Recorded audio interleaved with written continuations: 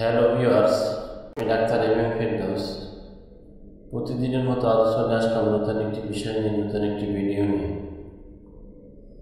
আজকে আলোচনা করব দর্শভঙ্গ।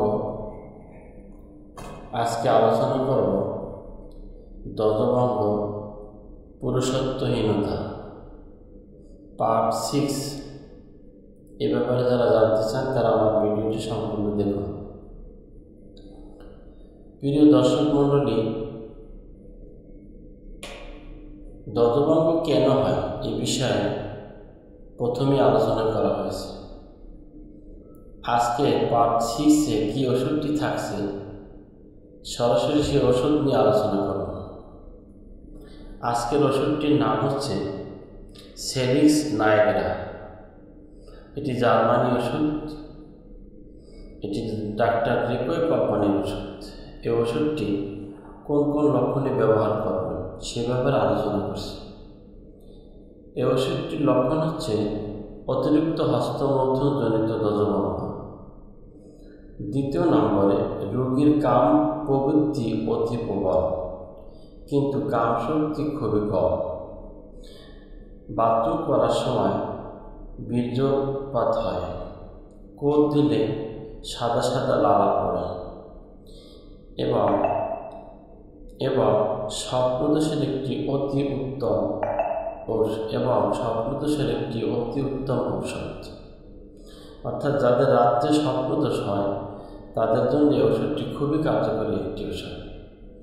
তাহলে প্রথমে বললাম, অতিরিক্ত হস্তমৈথুনের কারণে যদি দর্শভঙ্গ হয় তাহলে আপনারা সেলিক্স নাইগ্রা ব্যবহার করবেন। সেলিক্স নাইগ্রা এই ওষুধটি 6 পাওয়ার ব্যবহার করবেন। যদি কাম উত্তেজনা খুব বেশি থাকে অথচ স্ত্রীর সাথে সহবাস করতে পারে না, অল্পর মধ্যেই আউট হয়ে যায়, অল্পর মধ্যেই বীর্যপাত হয়ে যায়, সেক্ষেত্রেও সেলিক্স নাইগ্রা ব্যবহার করবেন। বাথরুম করার সময় কোদ দিলে যদি লালা বেরিয়ে পড়ে, দাঁতও বেরিয়ে পড়ে, তাহলে সেক্ষেত্রেও সেলিক্স নাইগ্রা ব্যবহার করবেন। স্বপ্নদোষ যদি কারো হয়, নাইটফল যদি কারো হয়, সেক্ষেত্রেও সেলিক্স নাইগ্রা ব্যবহার করবেন। এই ইত্যাদি লক্ষণে আমরা সেলিক্স নাইগ্রা 6 ব্যবহার করব। এখন আমরা আসি এর ডোজ সম্পর্কে। এই ওষুধটি 8 থেকে 10 ফোঁটা করে আধা কাপ ফুটানো ঠান্ডা পানির সাথে দৈনিক 3 বার খাবার আধা ঘন্টা আগে অথবা পরে খাবেন। ছোটরা 7 ফোঁটা করে 3 বার খাবার আধা ঘন্টা আগে অথবা খাবার আধা ঘন্টা পরে খাবে।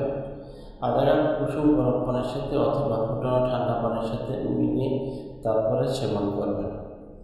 এভাবে যদি ওষুধগুলো খান তাহলে আজকে সেলিক্স নাইগ্রার যে লক্ষণগুলো বললাম, আর সেই লক্ষণগুলো যদি কোনো দর্শভঙ্গ রোগীর সাথে মিলে, সেক্ষেত্রে আপনারা সেলিক্স নাইগ্রা 6 এই ওষুধটি দৈনিক 3 বার খাবেন। 10 থেকে 15 ফোঁটা খাবেন, খাওয়ার আধা ঘন্টা আগে অথবা খাওয়ার আধা ঘন্টা পরে খাবেন। এবার ওষুধটি নিয়মিত খেলে ইনশাআল্লাহ আপনাদের দর্শভঙ্গ রোগ থাকবে না, 100% ভালো হয়ে যাবে ইনশাআল্লাহ। হোমিও ওষুধ পারে না এমন কোনো রোগ নেই, তবে লক্ষণ বা সিমটম অনুযায়ী ব্যবহার করতে হবে। ভিডিওটি কেমন হলো আমাকে কমেন্টে জানিয়ে দেবেন। যদি ভিডিওটি ভালো লাগে তাহলে একটি লাইক দেবেন, বন্ধুদের সাথে শেয়ার করবেন। ভালো থাকুন, সুস্থ থাকুন, আর দেখতে থাকুন ডিএস হোমিও ইউটিউব চ্যানেল।